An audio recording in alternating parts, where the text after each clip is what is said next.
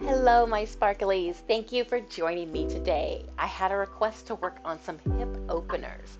So this next drill comes in multiple layers. We have an easy up to an advanced, and it's going to work on strengthening and stretching all those muscles inside of our hip joints. This is a great one.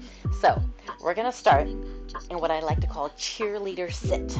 So you make kind of like a Z with your legs. It doesn't matter which way they go because we're going to be rocking back and forth between both of them. So as we sit, we want to get into our dance posture, right? So I'm engaging the low abs, tall in the chest, shoulders down and back. We want to maintain this the whole time we do this. I'm going to put my hands back. I'm going to put my weight onto my arms. Don't let those shoulders creep up. Push them down, engage in the low abs. Now, my booty's going to stay on the floor. My feet are going to stay where they are. And I'm going to move my knees to the other side. And then to the other side. Okay, keep that back tall, abs engaged, and we're just going to rock side to side. If your knees don't go all the way to the ground, that's okay. Work within the range of motion that you have. As you do this, you will gain a little bit more. It takes a while. So this is level 1. If you're liking this and are like, okay, this is cool, and you want to try something a little bit more, we're going to bring our weight off. So we're going to do the exact same thing with our lower body. But now instead of our weight being back, our weight's going to be forward. Options with the hands, first, second, fifth, any kind of dance arms that you want. But let's train with purpose and don't just have dead arms, right? Let's do something with our arms. I'm going to keep them out in a second. Roll the shoulders down and back. Feet stay where they are. And I'm going to rotate to the one side and rotate to the other. This is one where I like to think about having the sword on your head or the tray of flaming candles. Once again, it's okay if your knees don't come all the way to the ground. If it's easier to have your hands here, this might be better. Now you're going to notice I'm kind of walking forward as I do this. It's totally normal. So we're just going to go back and forth, trying to maintain that posture as best you can and breathe. Don't forget to breathe. Hands can be in whatever position you want them to be. And we're just rocking back and forth. All right, that's level 2. If you want to take it up one more notch, this one gets a little intense on the knees. If you have any knee issues, you may want to stick with level 1 or level 2. This next one particularly, please don't do on tile. Get on the carpet, get a yoga mat, get some towels, some blanket, get something underneath these knees. For level 3, you may want to have something to put your balance on. So I'm using the seat of a chair, the seat of your couch, a coffee table, something roughly shoulder width or shoulder height-ish. So what we're going to do, these last 2 drills, we kept our butt on the ground and our knees went up. For this one, we're going to keep our knees on the ground and our butt's going to come up. This is why we have something in front of us in case we need some balance. We don't want to rely on it.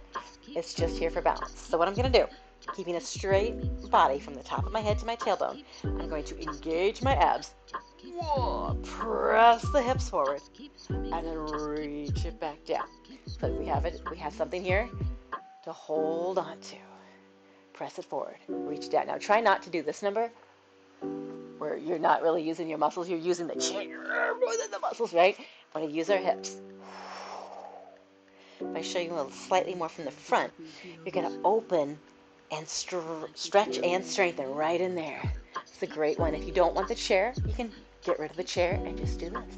One of the big things we want to keep in mind, though, is keeping that body all one piece. So we're not rolling through it or sticking your booty way out, right? Keep it one straight line. And of course, if we do it on one side, we have to switch our legs and do it on the other side. All right, same thing. You can use that chair if you want or not. It's up to you.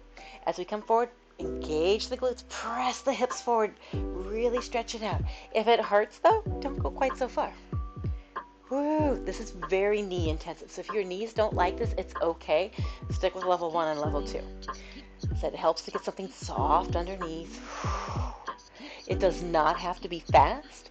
You can go whatever tempo works for you. This is a fantastic one.